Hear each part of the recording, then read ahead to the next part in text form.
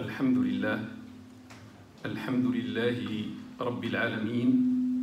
La louange est à Dieu, Seigneur des univers. Wa ashhadu an la ilaha illallah waliyus salihin. Et j'atteste qu'il n'y a aucune divinité à part Dieu, tuteur des vertueux. Wa ashhadu anna sayyidana wa habibana wa maulana Muhammadan Rasulullah as-sadiqul amin. Et j'atteste que notre maître et bien-aimé Muhammad est l'envoyé de Dieu, sincère et véridique. Sayyidi, Amir al-Anbiya, maître, émir des prophètes, sallallahu alayka adada nujum as-sama, que les prières de Dieu soient pour toi au nombre des étoiles du ciel, wa rimal as-sahra, et au nombre des sables du désert, wa awladi Adama wa Hawa, et au nombre de la descendance d'Adam et Ève. Amma ba'd, ayyuha al-ikhwat wal akhawat fi l'islam, après ceci, mes frères, mes sœurs en islam, ahbab al-habib Muhammadin al-Mustafa, très cher ou bien-aimé Muhammad al-Mustafa, alayhi afdalu salati wa azka salam, pour lequel on demande les meilleures prières et les hautes salutations.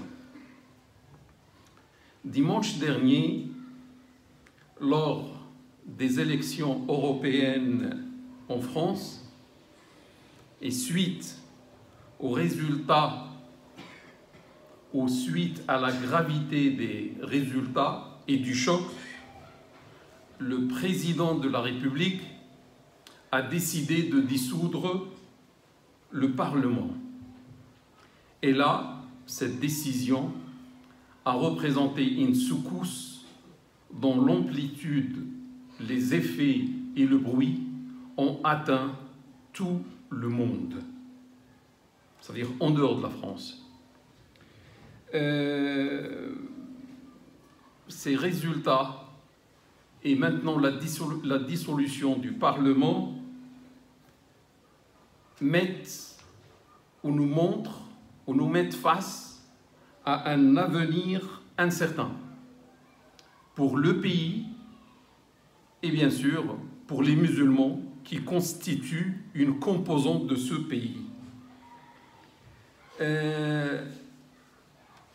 Il y a maintenant un avenir incertain qui montre 1000 dangers ou qui peut apporter 1000 dangers.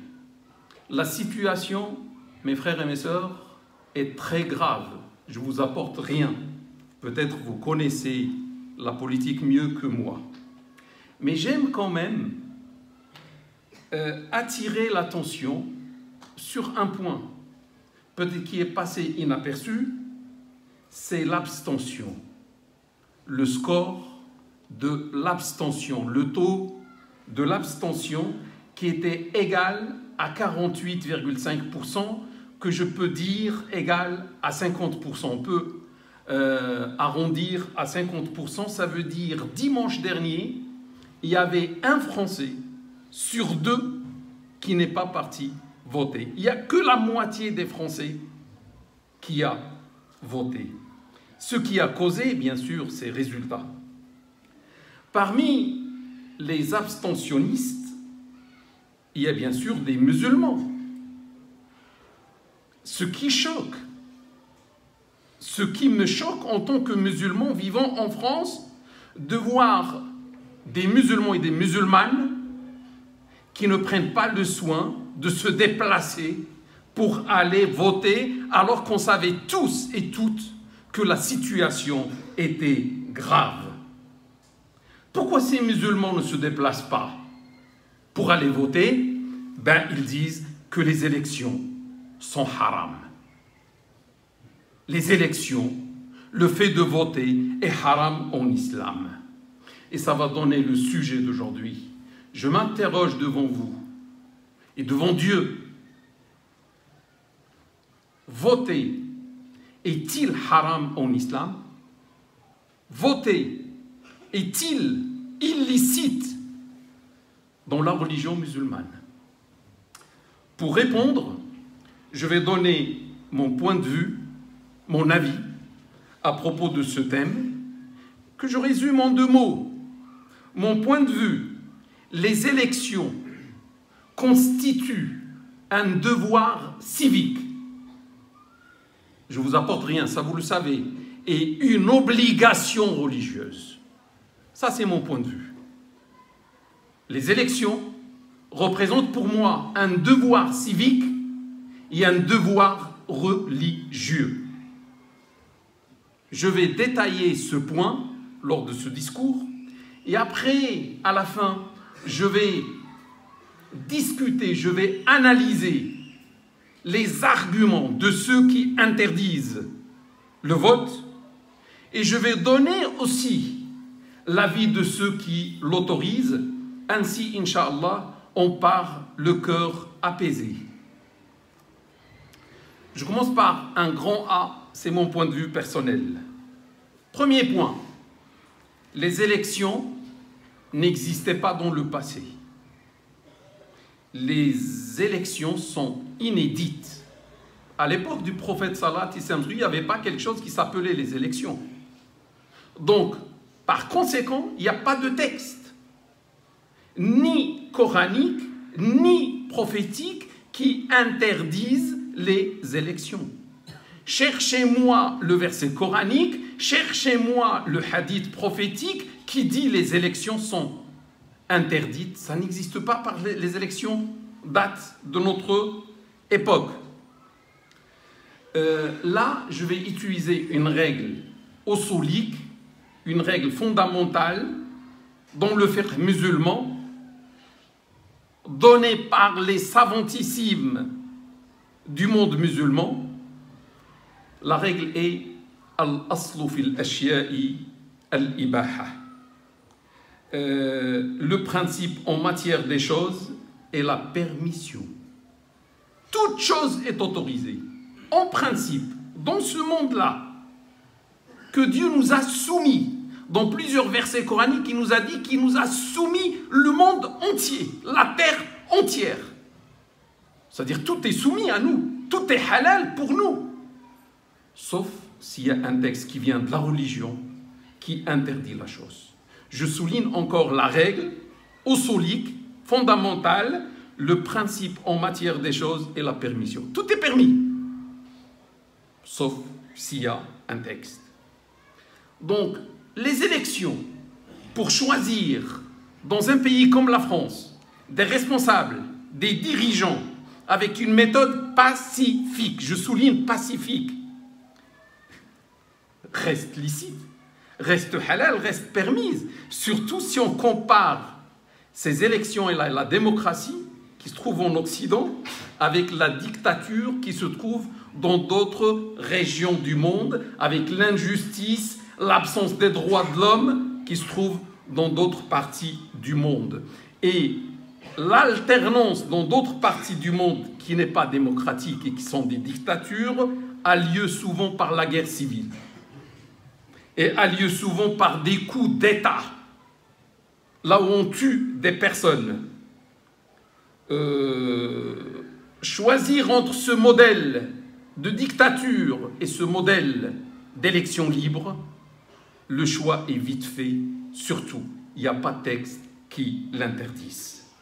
Donc c'est la permission. J'arrive à dire que les élections sont permises. Ce n'est pas mon point de vue. Je vais vous donner un avis similaire de savantissime de notre époque que je vais dire à la fin de ce discours, Inch'Allah. Le deuxième point, quand j'analyse les élections, j'essaie de comprendre ce que signifient les élections. Je peux dire élection est égale à un témoignage que tu donnes.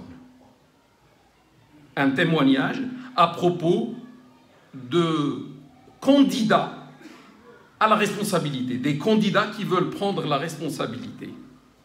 Et en principe, dans ce témoignage, lorsque l'État nous appelle comme citoyens français à donner notre témoignage, on doit témoigner, on doit voter en faveur de celui qui nous paraît juste, d'après ce qu'on sait sur lui, qu'il est compétent à prendre le pouvoir, qui a des valeurs humaines universelles et qui est digne de confiance, de prendre la responsabilité selon celui qui va apporter le témoignage.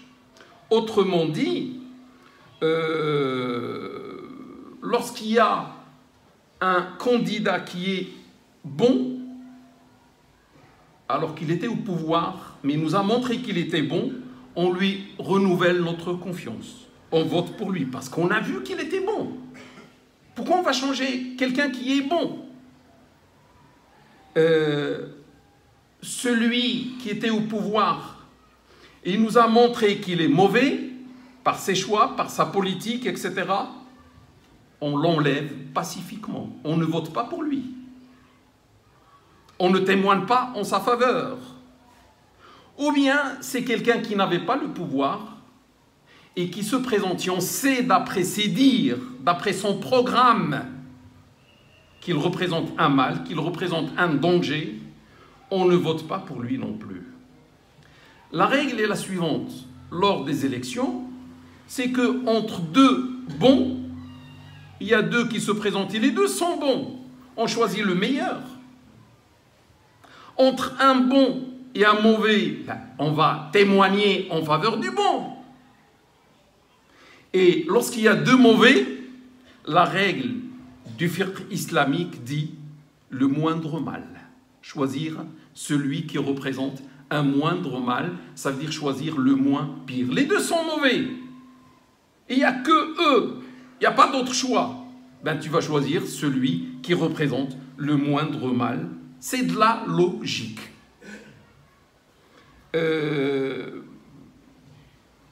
Lorsque l'État demande notre témoignage, notre vote en tant que citoyen, je veux savoir que dit le Coran. Nous, on est musulmans. L'État nous demande le témoignage. On regarde ce que le Coran dit. Dieu dit, maintenant c'est Allah qui parle, c'est plus moi.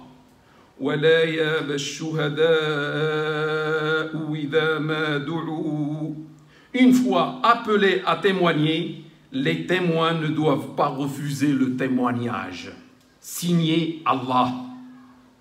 Une fois appelés au témoignage, à témoigner, les témoins ne doivent pas refuser de témoigner.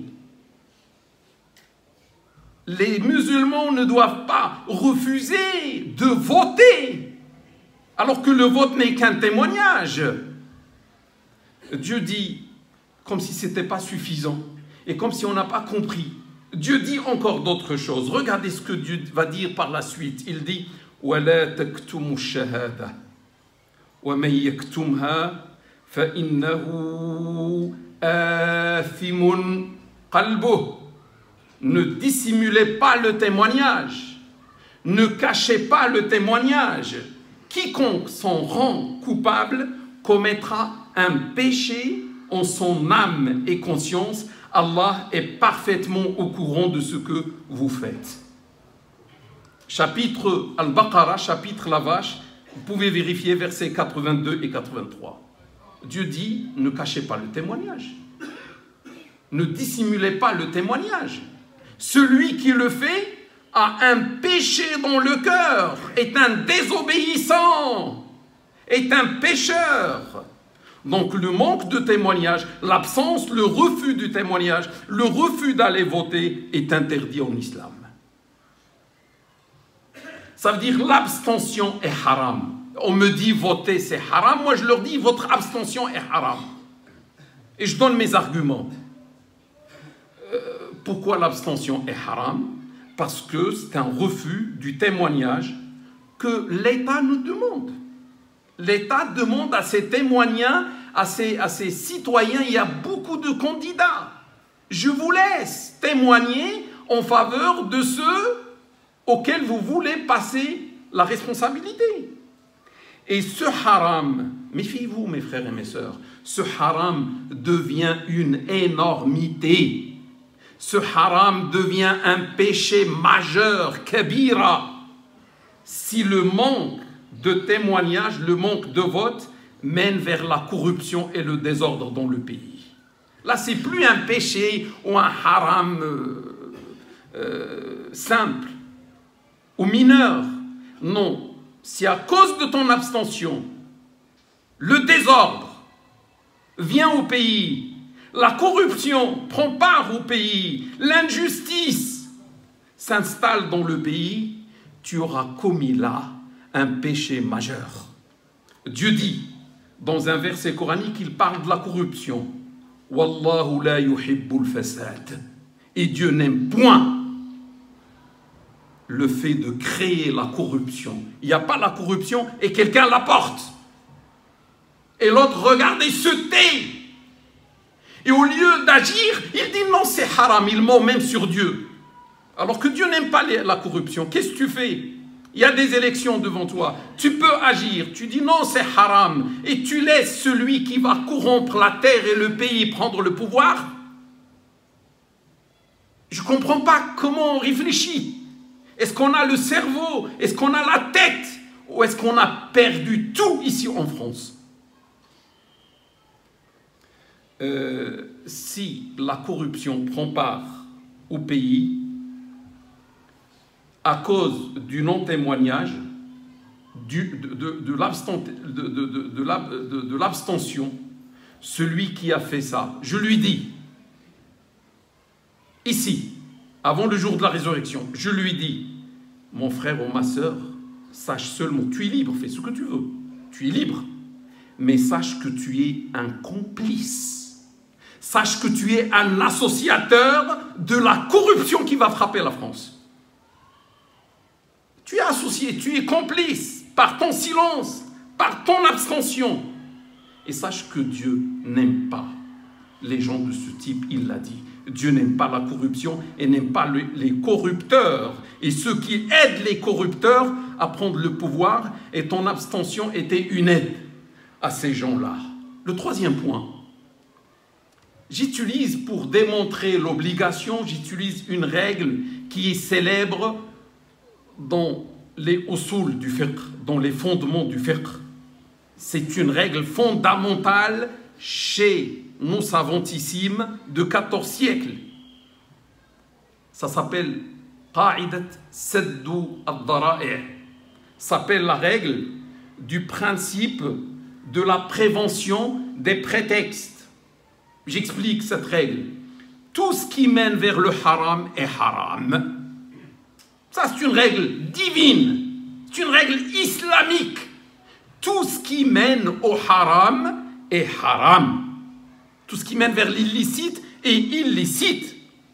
Si l'abstention mène vers le haram, vers l'interdit, vers le désordre, vers le chaos, vers la corruption dans la société, avec l'installation de l'injustice, du racisme, de l'islamophobie, de la perte des droits des citoyens, d'une partie des citoyens, ce fait-là, ne pas aller voter, devient haram, parce que lorsque tu t'es abstenu d'aller voter, tu as permis au haram de venir. Tu n'as pas barré le chemin, tu n'as pas coupé ce prétexte-là. Ce qui signifie que aller voter devient obligatoire. Parce que si tu ne votes pas, c'est la corruption qui va s'installer. Ce qui signifie qu'aller voter devient obligatoire, c'est ce que j'ai dit. Et c'est la chose à laquelle je crois. Quatrièmement, celui qui n'est pas convaincu encore, quatrièmement, le prophète sallallahu alayhi wa sallam sur lui a dit Man ra'a minkum munkaran falyughayyir biyadihi. Celui parmi vous qui voit une chose blâmable, qu'il la change avec sa propre main. C'est le prophète qui parle, c'est pas moi. Sallallahu alayhi wa sallam sur lui. Il parle avec ceux qui croient en lui comme prophète et qui croient en Allah comme Dieu. Tu ne peux pas croire et après tu fais rien. Non, tu dois croire et agir selon ta croyance. Le prophète te dit, celui qui voit une chose blâmable, qu'il la change avec sa main. S'il ne peut pas, au moins il la change avec sa langue, avec sa parole. S'il ne peut pas avec la main, il la change avec la parole. Et s'il ne peut pas par la parole, qu'il la change au moins au sein de son cœur. Par son cœur, il refuse. Ton cœur, personne ne le voit, à part Allah. Tu ne vas pas garder le silence même avec ton cœur. Par ton cœur, tu vas dire, Seigneur, que c'est blâmable. Allahumma inna hada munkar. Il dit, et cela est le minimum de la foi. Si ton cœur est mort et tu n'arrives même plus à dire que c'est blâmable par le cœur, c'est-à-dire que tu n'as même plus la foi. هذا أضعف الإيمان. الحديث رواه الإمام مسلم وغيره. Ce hadith est rapporté par l'imam Muslim et par d'autres. Le prophète sallallahu alayhi wa sallam lui dit dans un autre hadith, وَالنَّهْيُ عَنِ الْمُنْكَرِ صَدَقَةٌ. Et déconseiller le blâmable est une aumône en islam. Tu vois une chose blâmable et tu la déconseilles. Tu fais telle sorte d'éliminer ce blâmable de la société. C'est une sadaqa, c'est une aumône. Le hadith est rapporté par l'imam Muslim. C'est-à-dire quand tu votes, tu gagnes des aumônes auprès de Dieu subhanahu wa ta'ala. Et le contraire mène au contraire, c'est-à-dire quand tu ne votes pas, ben tu gagnes de la désobéissance. Mes frères et mes sœurs, quel blâmable devons-nous changer? Le blâmable, ça peut être un blâmable fait dans le passé. Il ne faut pas le laisser dans la société, il faut le changer. Dit le prophète sallallahu alayhi wa sallam. Le blâmable, ça peut être dans le présent. Maintenant, quelqu'un est en train de faire du blâmable. Tu dois changer par ta main, ta bouche ou par ton cœur, le minimum. Le blâmable, ça peut être quelque chose qui va venir dans le futur, dans l'avenir. Et quelqu'un veut faire le blâmable. Il a donné un programme. Et il dit, voici ce que je vais faire, voici... Si vous votez pour moi, si je passe, voilà ce que je vais faire. Et tu constates que ce qu'il veut faire dans son programme, c'est blâmable. Tu le laisses. Tu dois changer ce blâmable avant qu'il arrive. Par ta main. Le changement du blâmable est une obligation en islam d'après ce hadith. Les élections, frères ou sœurs, te donnent l'occasion de changer avec la main. Celui qui voit un blâmable, qu'il le change avec sa main. Les élections aujourd'hui te donnent la chance, l'occasion de changer le blâmable par ta main qui va placer une feuille, une carte dans l'urne et tu sors. Une manière civilisée, une manière pacifique, une manière facile. Il n'y a pas une guerre civile. Il n'y a pas un coup d'État. Tu rentres et tu sors. 1 minute, 2, 3, maximum 5, maximum s'il y a du monde. Et tu sors. La règle islamique dit, c'est une règle fondamentale dans le fiqh islamique. Ma la yatimul wajibu illa bihi fahuwa wajib. Toute chose nécessaire pour accomplir le nécessaire devient à son tour nécessaire. Tout ce qui est nécessaire pour accomplir le nécessaire devient à son tour nécessaire. Ça veut dire les élections deviennent nécessaires. Parce qu'avec les élections, tu vas pouvoir faire le nécessaire pour toi qui est changer le blâmable. Et les élections te donnent ce pouvoir-là. Donc les élections deviennent nécessaires et je rejoins ce que j'ai dit. Les élections constituent pour moi, d'après ma compréhension de l'islam, un devoir civique et un devoir religieux. Je suis en train de donner les arguments. Donc celui qui ne vote pas, pour moi c'est un complice. C'est un associé dans le blâmable qui va toucher le pays, la patrie et les serviteurs, les citoyens, parce qu'il s'abstient. Il a la carte. Subhanallah. Il s'abstient. Il est en train de, je ne sais pas quoi faire. Je ne vais même pas dire ce qu'il fait. Le prophète, sallallahu alayhi wa sallam, sur lui, a reçu cette question. Ya Rasulallah, mata sa'a, ô messager de Dieu, quand est-ce qu'il y aura l'heure, l'heure avec grand H, l'heure de l'apocalypse, l'heure de la fin du monde, l'heure de la destruction de ce monde, pour que l'autre monde commence. Les gens avaient peur de l'heure. Et les gens sensés, les gens raisonnables doivent tout faire pour repousser l'heure pour plus tard. Que l'heure ne s'abatte pas sur nous, ni sur nos enfants ou nos petits-enfants. On doit tout faire pour que l'heure ne se réalise pas alors qu'on est là. Parce que dans d'autres hadiths, il dit l'heure ne s'abat, ou ne touche, ou ne frappe que les pires de l'humanité. Ne soyons pas parmi les pires de l'humanité. Quand est-ce qu'il y aura l'heure au messager de Dieu? Il a dit, le jour où on donne la responsabilité à celui qui ne la mérite pas, on fait de lui un roi, un président, un juge, un parlementaire, etc. Le jour où on donne le pouvoir à celui qui n'est pas apte à le prendre, attends-toi à ce moment-là, l'heure. L'heure viendra à ce moment-là. Le hadith est rapporté par l'imam al-Bukhari. Ça veut dire celui qui aide par son silence, par son abstention, qui aide celui qui est inapte à pratiquer ou à prendre le pouvoir, c'est un associé, c'est un complice de la venue de l'heure par son inaction, par la mort de son cœur. Parce qu'en dessous de ça, il n'y a plus de la foi.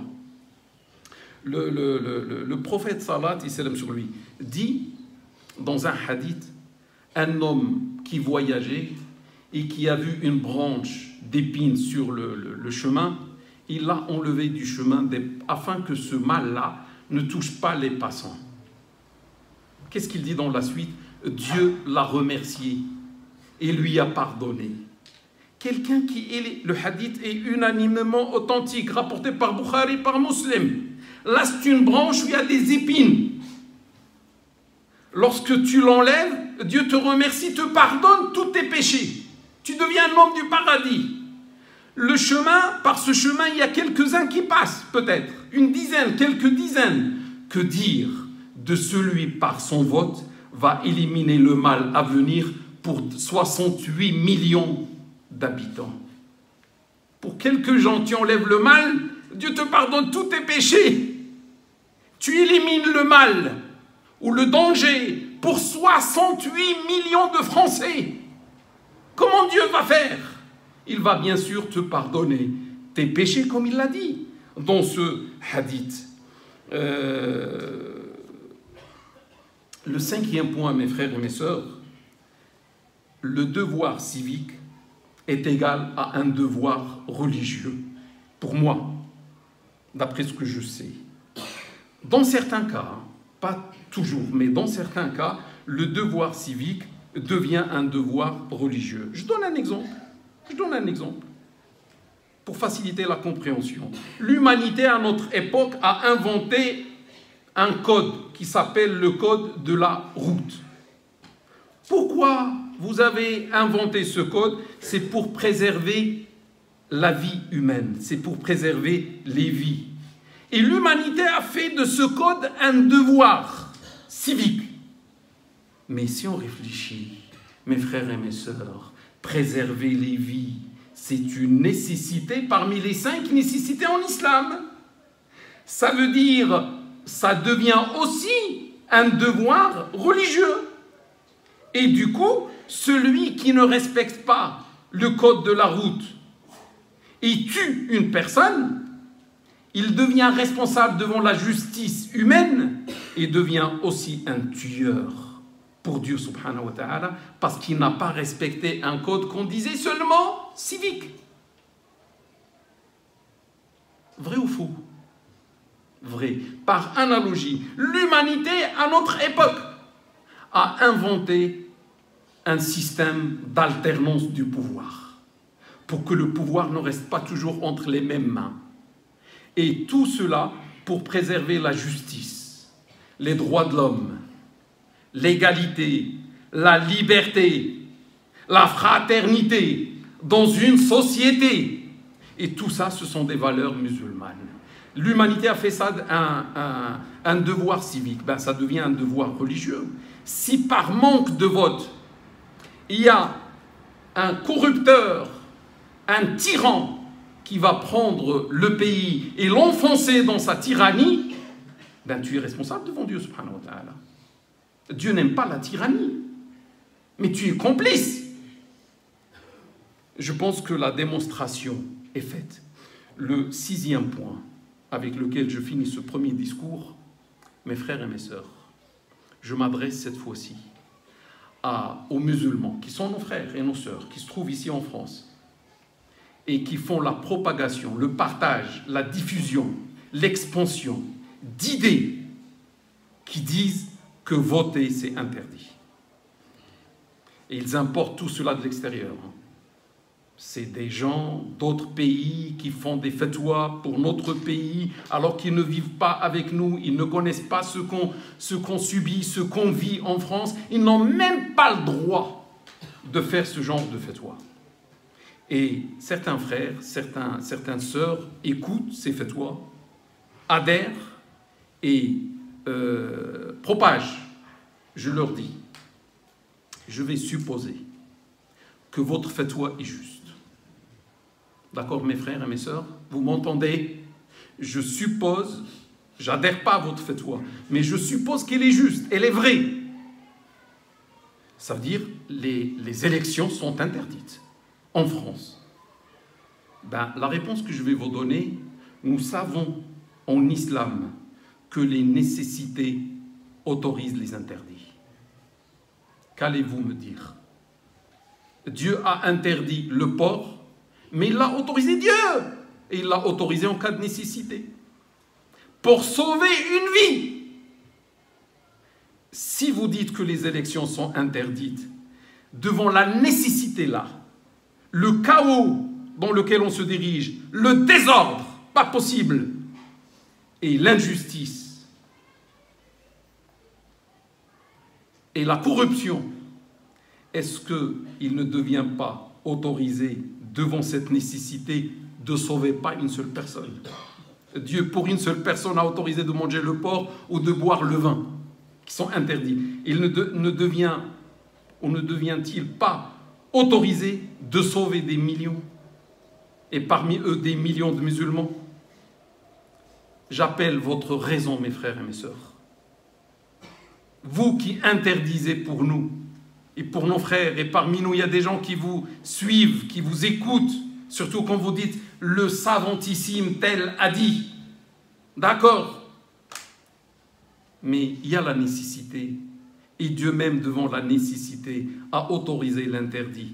Donc, on va dire que les élections sont permises, mais plus que permises, deviennent obligatoires. أقول قولي هذا واستغفر الله لي ولكم ولسائر المسلمين فاستغفروه إنه هو الغفور الرحيم وآخر دعوانا أن الحمد لله رب العالمين. الحمد لله وكفى وسلام على عباده الذين اصطفى وعلى رأسهم سيدنا وحبيبنا ومولانا محمد المصطفى صلى الله عليه وسلم وعلى آله وأصحابه وعلى كل من لسنته اتبع واقتفى. Après ceci, mes frères, mes sœurs, en islam, serviteurs de Dieu, je passe à grand B l'avis de ceux qui interdisent. Ceux qui interdisent, d'abord, ne se trouvent pas dans ce pays. Ils ont dit que les élections, ils parlent des élections dans le monde musulman. Ils ont dit que les élections dans les pays musulmans représentent une chose importée de l'Occident, ne vient pas du monde musulman. Et ces élections représentent le fait d'accepter que l'être humain crée des lois au lieu des lois de Dieu subhanahu wa ta'ala, et cela est égal en islam à du shirk, de l'associationnisme. Parce qu'il y aura un parlement et au sein du parlement on va prendre des lois, des décisions et qui peuvent être contraires à la loi de Dieu subhanahu wa ta'ala, ça veut dire on tombe dans le shirk. Ils ont utilisé des versets coraniques que je ne vais pas citer, mais je donne brièvement, je n'ai pas le temps, je donne brièvement le sens. C'est des versets qui parlent par exemple de celui qui prétend être croyant et malgré cela il accepte de demander l'arbitrage de fausses divinités, tarout. Et lorsque tu leur demandes de suivre ce que Dieu a révélé ou ce que le messager a dit, tu vois les gens hypocrites tourner le dos. Déjà, il parle des gens hypocrites. Nous ne sommes pas des gens hypocrites. Déjà, le verset parle d'une espèce qui a existé à l'époque du prophète Salat, qui s'appelle les munafiq, les gens hypocrites. C'est le chapitre 4, les femmes, versets 60 et 61. Et on a d'autres, je n'ai pas le temps de les citer. Ils ont demandé par conséquent de boycotter dans le monde musulman les élections, de ne pas se présenter comme candidat, de ne pas adhérer aux partis politiques. Tout ça, c'est haram, c'est shirk. Le résultat, j'analyse de loin le résultat de leur fatwa. Parce que pour voir une fatwa, est-ce qu'elle est juste ou pas, il faut voir les conséquences. La conséquence, les musulmans vertueux ont eu peur, se sont éloignés de la politique. Les bons là, les musulmans qui prient, qui ont peur de Dieu, se sont éloignés. Les musulmans corrompus ont sauté sur la politique, ils ont pris les partis, ils ont pris le pouvoir, et lorsqu'ils ont eu le pouvoir entre leurs mains, ils ont autorisé l'interdit. Ils ont interdit parfois le halal devant ces savantissimes et devant ce peuple de vertueux. Ils ont éloigné la société de son identité par la politique. Et le peuple a laissé le champ libre à ces gens-là. Je dis, tout le monde est responsable à cause de ce boycott d'élections dans le monde musulman qui était égal à un suicide. Et les gens payent le prix aujourd'hui de cette fatwa. Je passe à grand C, les gens qui autorisent, les gens du monde musulman qui ont autorisé. D'autres ont autorisé les élections, des savantissimes, des gens de science. Je ne parle pas des bébés. Dans la science, c'est des savants qui ont perdu leurs dents dans la science, depuis leur bas âge, ont autorisé les élections. Ont entendu ces arguments, ils n'ont pas tenu compte de ces arguments. Ils ont autorisé les élections, ils ont autorisé d'être candidats, ils ont autorisé d'adhérer à un parti politique, etc.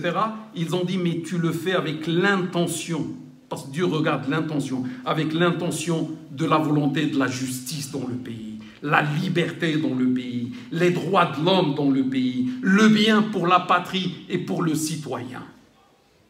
Ils se sont basés sur des règles fondamentales qui se trouvent dans le fiqh islamique, comme les nécessités autorisent les interdits et d'autres règles que je ne vais pas citer. Ils ont dit aussi que les versets qui ont été utilisés par ces gens qui ont interdit ont été interprétés hors de leur contexte. Tout à l'heure, on a vu le contexte, ça parle des gens hypocrites. On n'est pas des gens hypocrites. Les hypocrites ont vécu à l'époque du prophète Salat. Et ces gens hypocrites, qu'est-ce qu'ils voulaient? Ils voulaient changer la loi de Dieu. Est-ce que nous, on veut changer la loi de Dieu? Personne de nous n'ose même dire ce mot, parce qu'on va devenir mécréant. Donc, les versets, cités il y a une vingtaine de versets, ne sont pas du tout en relation avec les musulmans vertueux d'aujourd'hui, qu'ils se trouvent en France ou dans un autre pays. Et ils ont dit, il n'y a que l'intention qui compte, parce que le prophète Salat, il dit, innamal a'malu binniyat, les actions ne valent que selon les intentions, un hadith unanimement authentique. Le dernier point que je vous donne et je vous libère, c'est le grand D, les élections qui se passent dans des pays non musulmans. On a vu pour les pays musulmans, il n'y a pas de problème. Il y a des gens de science qui ont autorisé, d'autres qui ont interdit, mais on a vu que leur fatwa a apporté que corruption et mal et destruction dans le monde musulman. Les élections dans des pays non musulmans. Il y a une décision, et les gens souvent ne connaissent pas ça, les gens ignorent ça, ce que je vais dire maintenant.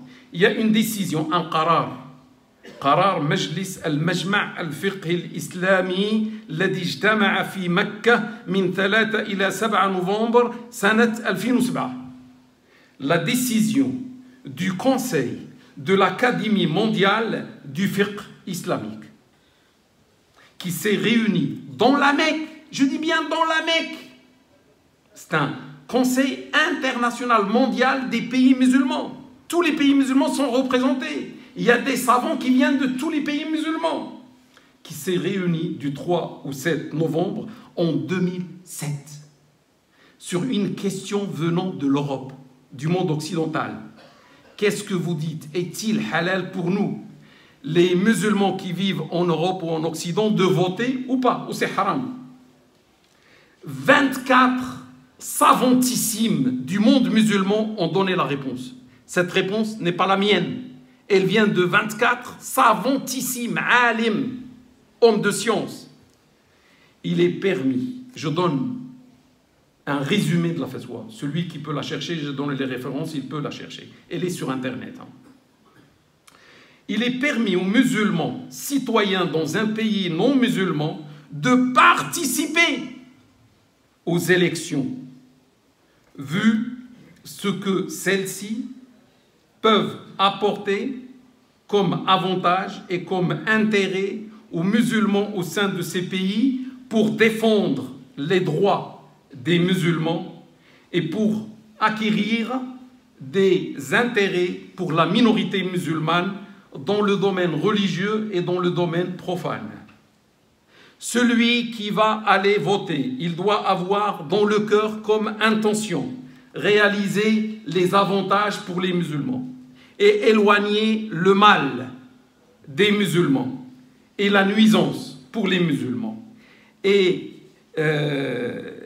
il fait cela dans le cas où dans son fort intérieur, il a la quasi-certitude que ces élections vont apporter des résultats positifs et des effets positifs. Je dis, mes frères, donc il y a une autorisation faite par 24 savantissimes. Devons-nous suivre les gens de science ou les gens de l'ignorance? Je dis, le vote en France, parce que certains disent, ah oui, quand tu votes, tu vas voter pour un parti qui va légaliser, par exemple, telle chose qui n'est pas valable selon l'éthique musulmane.